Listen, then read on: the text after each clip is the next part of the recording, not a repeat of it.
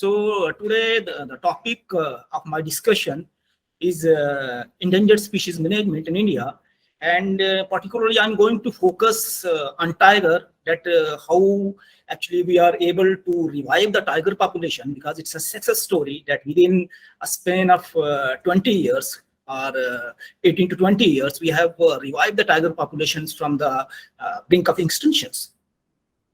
So being because India, as one of the 17 mega diverse countries in the world, we have only about 2%, 2.4% of the land area, but have 8% of the global biodiversity. With so much of the biodiversity, it means we have some kind of enormous challenges and responsibilities to protect and to conserve this type of the biodiversity. And many other threats are also there, because we have a about 18% of the cattle populations. That's also some kind of, we can say, negative impact on the wildlife itself. So it's kind of the threats and the issues that we need to address. That's why we are much talk about the endangered species management. And I can say there is it's an act came in 1972, the Wildlife Protection Act. It's some kind of conservation blanket on the Indian biodiversity itself. And we can say provide some kind of umbrella legislations if we talk about the wildlife enforcement in India. And why we are talking about the endangered species management, and why we are talking about all these things, tiger and all endangered species, because nowadays because we are in a 6 mass extinctions that the earth has ever faced. Although we have 5 extinctions already passed over us, and the most famous one is the Cretaceous, where actually dinosaurs are wiped out. And nowadays we call them as Anthropocene extinctions. Anthropos, I can say a man, because nowadays we are living in the age where actually natural world is largely defined and determined by the action of the human beings. Although we can say species do extinct and some breed, but right now, I can say we are causing the 6th mass extinctions, because extinction rates, there is one study that shows that the extinction rates for today's mammals and the birds are 100-fold or 100 times more than the background rate of the extinction in the Earth history. So that's why we can say there is a crisis. We don't be in any kind of illusion. There is a crisis, and because we are living in some kind of ephemeral time with a large developmental activities, there are. Okay. So, because we are, I can say, living in a time where large developmental activities are there, a lot of change are there in the history of the earth. That's why we are talking about, that's why we are sitting here, that's why you are listening here regarding the endangered species management, because risk is very high. That's why we need some kind of management if we really want to preserve our biodiversity. So, because I'm talking about the endangered species, let's talk what endangered meaning is. Actually, there is an organization, International Union for Conservation of Nature, established in 1964. It also gives a, we can say, red list of the threatened species. And slowly it becomes world most comprehensive information. I can talk about regarding the global conservation status of the particular animals. And it provides some kinds of, we can say, IUCN red list provides health indicators of the world biodiversity. Red list is not only, we can say, it's a listing of the species, it is also a powerful tool to inform and to categorize the action of the biodiversity conservations, and that's also very critical for the protecting the natural resources that actually we need to survive, because we are not going to survive, we are not believe our existence without the natural resources itself. And it's also provide a range of the, we can say, information from population size, from habitat ecology, threats, conservation actions that are actually very helpful if we talk about the different conservation decisions that are needed for the protection and for the conservation of the particular species. And these are the different categories that IUCN has put the species based on the risk that they have in the wild. Some species extinct in the wild, and we are much more concerned about the species which are actually categorized as threatened. These 3 categories, critically endangered, and vulnerable species, are put in threatened categories. And then we have a categories, I will talk about more about these in the next slide. Then we have a categories not threatened. actually the two categories, near threatened and least concerns, are put in the categories of not threatened, and species which are close to qualify among the threatened categories are put in near threatened, and species, the widespread taxa and abundant taxa are put in the least concerns. Then other status is unknown status, although because we have not explored all the biodiversity on the earth, some species have data deficient, some species have still not evaluated by the IUCN. So these categories where the status is still unknown has been put in data deficient and not evaluated categories. So the species of the concerns that I'm going to talk about today, that is threatened categories. So these are the three categories that puts IUCN in the threatened, critically endangered, and vulnerable. And based on the population trend, based on the geographical distributions, based on the population size and number of the mature individuals, and based on the extinction risk probability of the extinction of the particular species, the IUCN categorized the threatened species into critically endangered, and vulnerable. And those species which are facing a higher risk of extinction in the wilds are put in the categories of the critical endangered, then lower endangered, and then the lower one from these two in vulnerable categories. I'm not going to explain all these things because otherwise it will take much time, and I will not be able to discuss the topic on which I'm going to concern. So this I can say the assessment that IUCN has done till date, 41,000 species have been threatened with extinction that the IUCN have evaluated: mammals, this one, amphibians, reptiles, and birds. So IUCN also list 126 of the threatened Indian species of mammals in the categories of threatened categories, like critically endangered and endangered, as well as vulnerable species.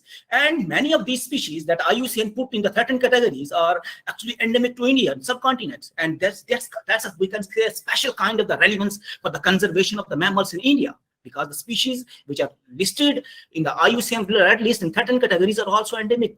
So they have a special conservation issues if we want to conserve the biodiversity. So these are some I've listed some of the critical endangered species of India. Please wait for a minute. So let's talk about the things that how we can actually manage the tigers, how actually we can revive the tigers.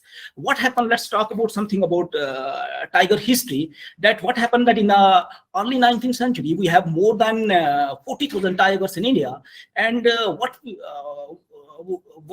can find that within the 7 decades the tiger population has decreased to less than 2,000, and it was a very shocking news for all of us and for that period, that how we are going to treat our national animal. And because of a lot of criticisms lost in the national as well as international media, the government actually takes some steps that how we can revive the tiger population in the country.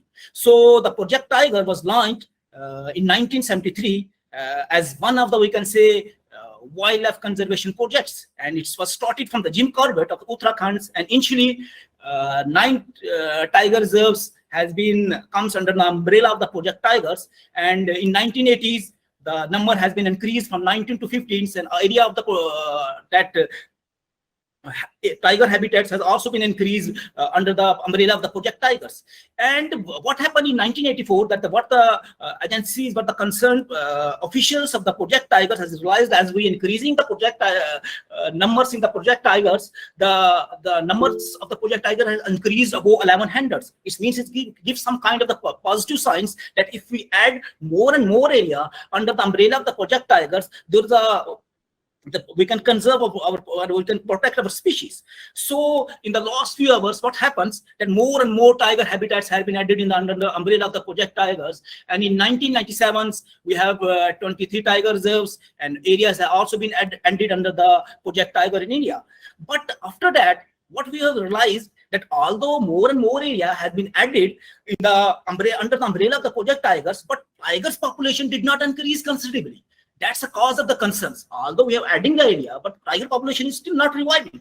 And then came the very sad news, that in 2004, that the nation has shocked that the tigers have disappeared from the Sariska tiger reserves. And this has later confirmed by Wildlife Institute of India in 2005 in his interim report, that there is no tiger left in Sariska. And by knowing of this fact, the government actually has given this investigation to Central Bureau of Investigation to inquire what was the reason behind the disappearance of the tigers in Sariska tiger reserves. And what the CBI revealed, that from July 2002, the tigers have been killed in the reserves, and the last tigers have been killed in 2004. And realizing this, that how much threat the tiger is facing, even in the tiger reserve itself. So the Ministry of the Environment and Forest and Climate Change actually, to revive the tiger populations, established a tiger task force in 2005 to review how we can manage the tiger population in the tiger reserves. And the main task of this tiger task force is to suggest the measures how we can strengthen the tiger conservation in the country. They also need to suggest how we can incentivize the local community, how we incentivize the local forest stops posting in the sanctuaries regarding the tiger conservations. And they also need to suggest that how we can improve the tiger methodology content. And they also need to suggest what measures should be adopted for the transparent and professional audit regarding the tiger reserves, regarding the wildlife parks, and how we can put the data of tiger conservation in the public domain.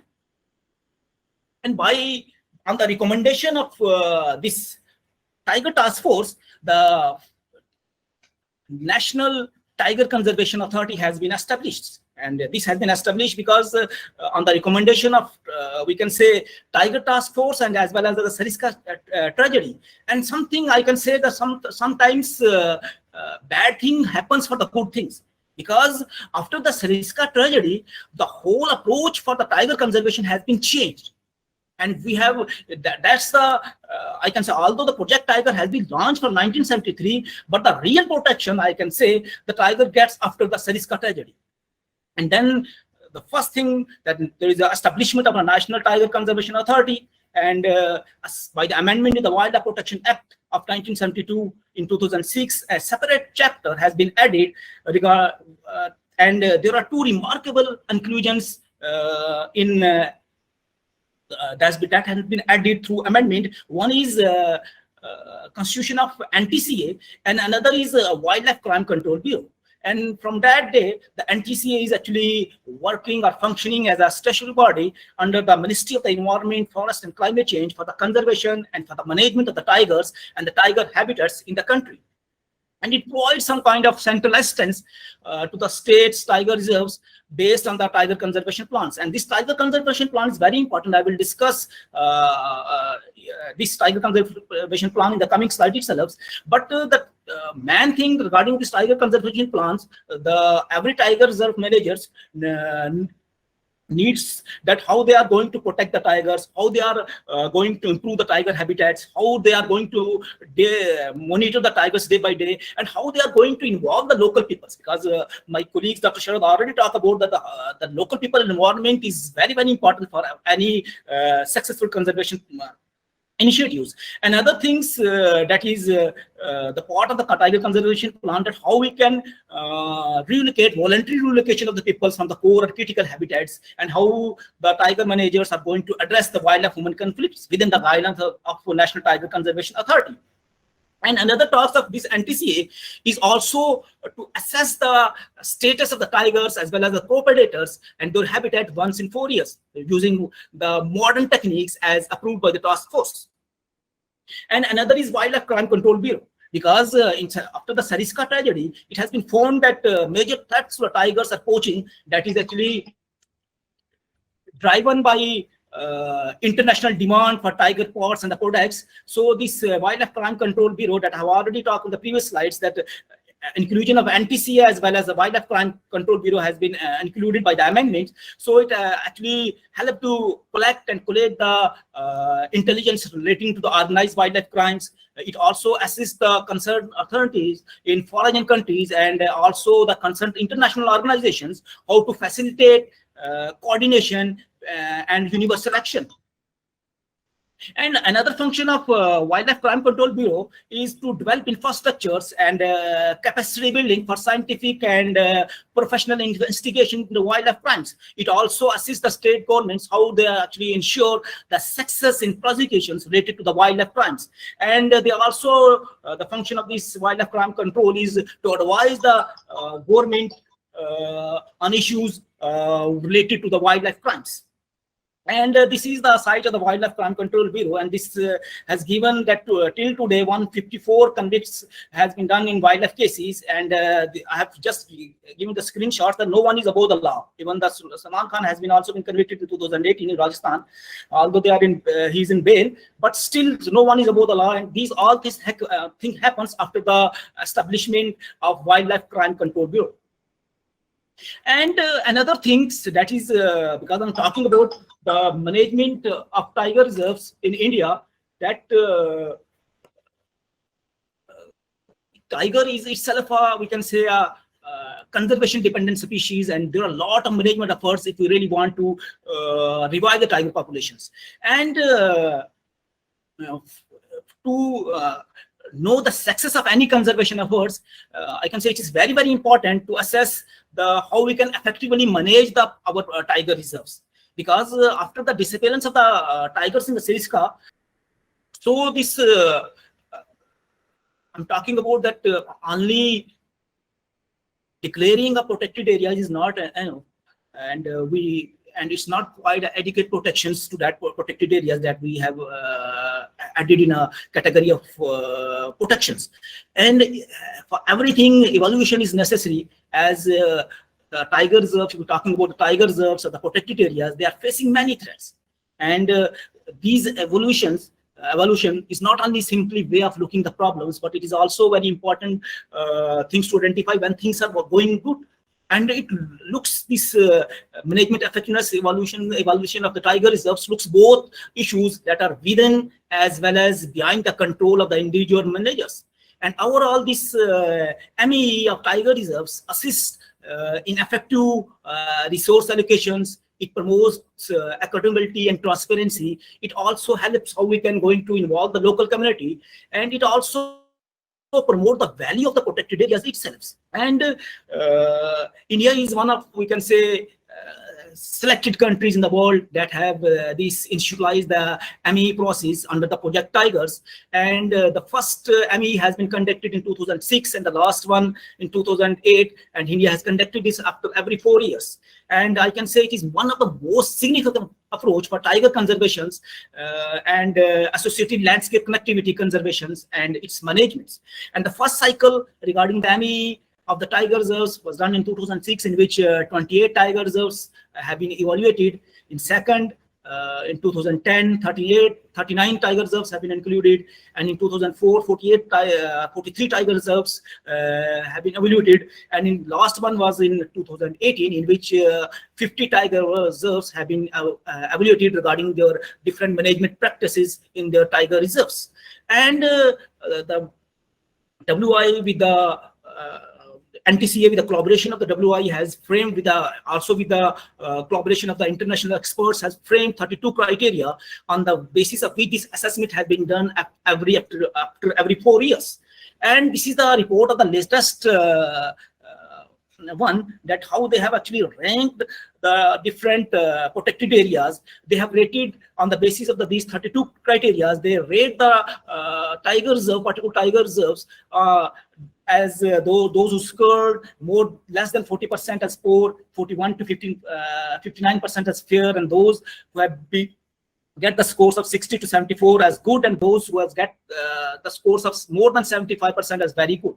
And it has been found that the pan tiger reserves has get the highest scores, and the most of the tiger reserves we can say are in a very good category. And the Dampa tiger reserves, because in 2018 no tigers was seen in Dampa, has been put in the category of fair.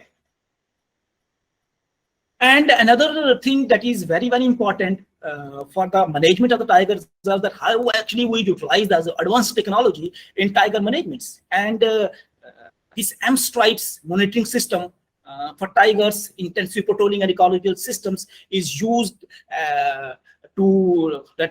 is a thing that we can use the advanced technology in the tiger managements.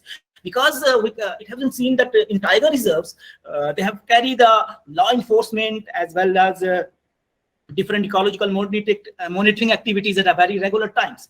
But it was found that the information generated to these regular exercises was on an ad hoc basis and is rarely available to the tiger reserve managers in that format that they can take some kind of the decision based on their regular monitorings. And this M-Stripe software has designed to address this gap. And I can say it is a platform where modern technology is used to assist the effective patrolling and assess the ecological status, and it's also very helpful for mitigate the human wildlife conflict in and around tiger reserves. And in these AMP stripes, they have three different modules. One is patrol modules, another is ecological module, and third one is human conflict module. And in these patrol modules, it maintains a special database of forest officials regarding their patrol tag logs, crime scenes. They also geotag the photographs, as well as important observations they have collected during their day-to-day or routine patrol activities or patrol duties. And this app also allows the visualization of all the patrol duties in real time across the country. When the officials which have this app is in a cellular network connectivity, and it also permits the guard to in case of some kind of emergency, to send or to geotag locations to specific phone numbers. And although it's not like that, they can only work with the cellular network, but mobile app also operate in areas where without the phone network, by using the inbuilt GPS and preloaded base maps. Another is module in this M-Stripe is ecological modules, because tiger reserves in India, after the refined methodology of we can say tiger census after every 4 years, uses some standard protocols for ecological monitoring by field stops, which include how occupancy of the carnivores, abundance estimations, as well as assessment of the anthropogenic impacts and the habitat assessments. And all these standard protocols are now a part of the ecological module stripes of this program. Another one is that's very, we can say, crucial for the management purposes, that conflict modules. In this case, the AMP stripes addresses data recording, they also geotagging, and they also specially analyze human wildlife conflict incidences. And this app has also a provision for recording the details of the attacks on humans, attacks on livestock, crop damage, as well as the property damage. And information on location with specially referenced photo evidences, and what the extent of the conflicts allows the, we can say, wildlife managers how they are going to mitigate the conflict with some kind of the appropriate interventions, because they have a data on specific, with all the information they can take the appropriate decisions regarding the by assessing the information on these conflict modules of AMP stripes. And another management practice is that I can say is reintroduction and restocking of tigers. Although Dr. Shankar sir has already talked about this reintroduction program of Sariska, I'm not going to touch this again, but it's also a very, we can say, effective management tools that we can reintroduce the area,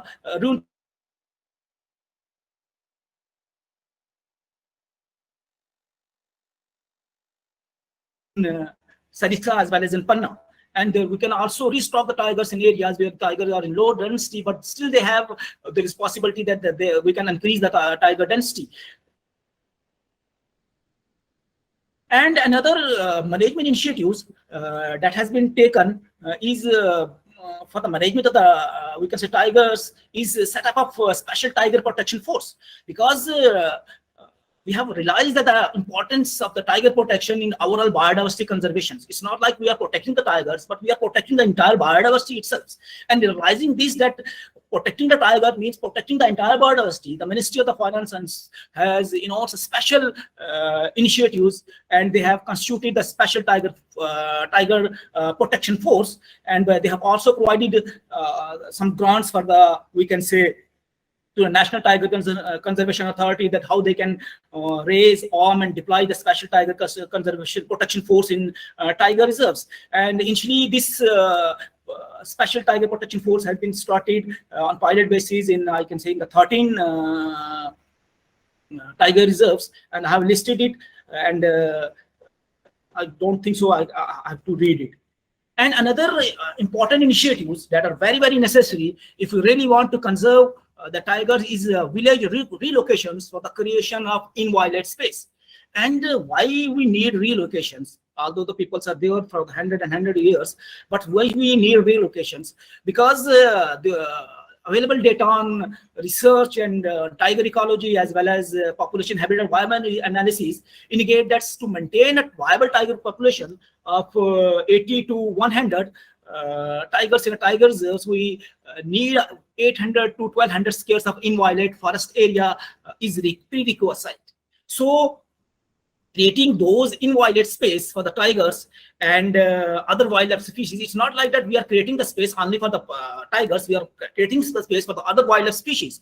And we also focus on the overall development of the local communities has been done as one of the priority activity of the National Tiger Conservation Authority. And this voluntary village relocation program has been implemented in several tiger reserves across the countries with the two main objectives, that how we are going to empower the local communities by giving access to development opportunities, and how we are actually going to create the inviolate space for the tigers so that both can occur or live in harmony. And according to MUA statistics of 2020, there are 41,000 families in 49 villages across 50 tiger reserves, and around 18,500 families across 215 villages have been relocated.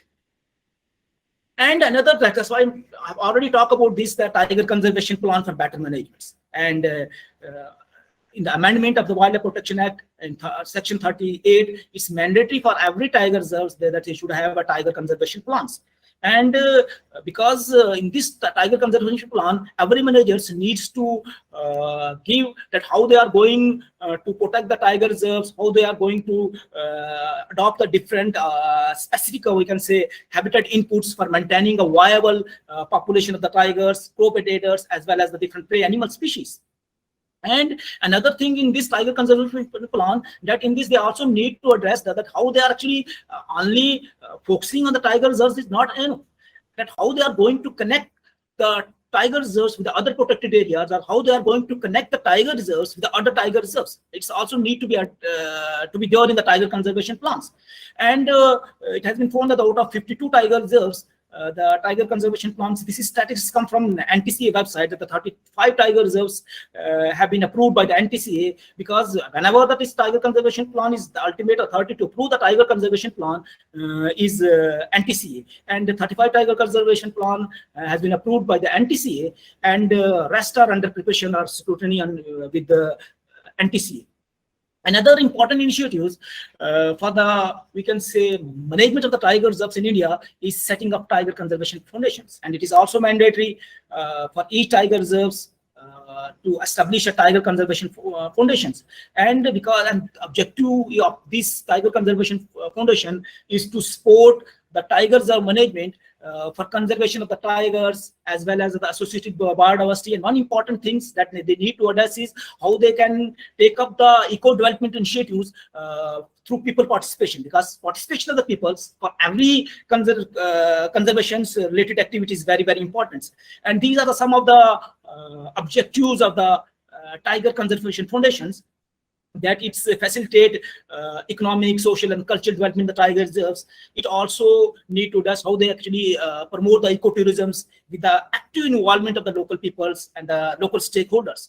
And it also need to mobilize the final resources, that how they can regulate the entry fees. And because previously what happened, why there is a need of the tiger conservation foundation, because previously there is no provision that if someone wants to donate some things to the particular tiger reserves, they don't have provision to take that money. But to these tiger conservation foundations, everyone can donate to the tiger reserves, and that money can directly goes for the different activities, for research, for eco-development activities, for environmental education, for training, and all these things. And this TCF, this tiger conservation foundations, have been constituted for most of the tiger reserves.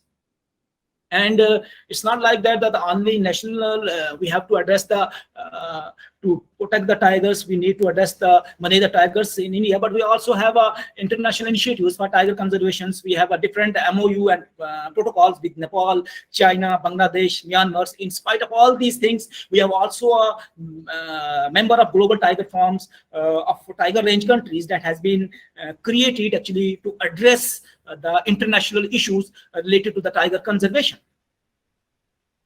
Another important thing, the management initiatives that has been taken by the NTCA for the management of tigers in India, immunizations around tiger reserves, because there is some media coverage that in 2013 that the canine distemper virus has been spread in tiger range countries like Indonesia and Russia, because this disease has causing some kind of high fever, diarrhea, vomiting, paralysis, and ultimately death. So by taking some kind of preventive measures, the NTCA has given a guidelines to the manager of the tiger reserves that there should be a program of immunizations around the tiger reserves regarding cattle, cats and dogs, and whenever there is any incidents of the animals showing some kind of the abnormal behaviors, it must be reported immediately. And it's also necessary to collect the dead animal collections for different analyses, and there is also need to check water quality in tiger reserves, particularly in pre and post monsoon seasons. And one this important thing that is I can say is very, very important if we really want to protect the tigers, that connecting tiger population for long-term conservation. And although NTCA has taken a lot of initiatives for the tiger conservations, but to safeguard all these initiatives and to safeguard all these conservation efforts, for the long-term survival of the tigers, or for the future survival of the tigers, it is very, very important that tiger population remain connected with each other by means of corridors, because these corridors ensure genetic exchange through dispersals, and corridors also serve as a, we can say, some kind of guard against extinctions caused by the environmental man-made factors. And by addressing this on the basis of the survey during the assessment of the tiger prey and its habitat assessment done by the WI scientists in 2006 and 2010 in different tiger landscapes, they have prepared that how in different tiger landscapes we can connect the tigers with one another, or we can connect the tigers with other protected areas. And these are the 4 identified we can say tiger landscape that WI has identified, and in which they have proposed the, we can say, these corridors. And this is the one, the Raja, they have proposed the Rajaji Corbett tiger, Rajaji Corbett corridors. They also propose Corbett Dudhwa. Then they have proposed Dudhwa, how we can connect the Dudhwa, Kishanpur and Katania Ghats. And similarly, in central Indian landscape, they have proposed how we can connect the tiger population in central Indian landscapes, in Western Ghats, in northeast landscapes. And why we are much more concerned about the connecting the populations, and this has given us an idea that why we need to protect the corridors, why there is need of the corridors. And this study had been published in January 2020 by from the WI scientists, and which the title of the study is long distance dispersal by male subadult tiger in human dominated landscapes. And this study gives us some insight that how the functional corridor is important for the survival of the long-range species, particularly if we talk about the tigers. And what they did, actually, they captured and collared one subadult male tigers in 2019, fitted it with the GPS collars, and they monitored the dispersal for 2 to 5 days, from January 2019 to January 2020. And what they find that when the tiger disperse from their native place to the dispersal sites in a totally human-dominated landscapes, and they move during the dispersal phase a distance of about 2,000 kilometers, and the total distance they have traveled from, if I can say the cumulative distance of pre-dispersals, dispersal and post-dispersal, they have traveled more than 3,000 kilometers. And this kind of information regarding the dispersal of the species like tigers give us an information that how long distance dispersal provide knowledge and helps identify the different functional corridors that are crucial for designing conservation policies for large range species like tigers. And this is the map that they have shown in their slide, that they have started from the Anganga Wildlife Sanctuary, subadults, and his dispersals at Tapeshwar Wildlife Sanctuary. And this is how many tiger reserves we have in India. We have 52 tiger reserves. I think 53 have been proposed in Chhattisgarh and Guru Ghasidas tiger reserves. And this is the latest statistics that I have taken from the NTCA, National Tiger Conservation Authority. And another important initiative, because when this tiger force had been set up, it has also been given the talks that how we can do the tiger censuses with modern technologies, with refined technologies. And this tiger censuses is one, I can say, is one of the important management initiatives for the long-term conservation of the tigers. Because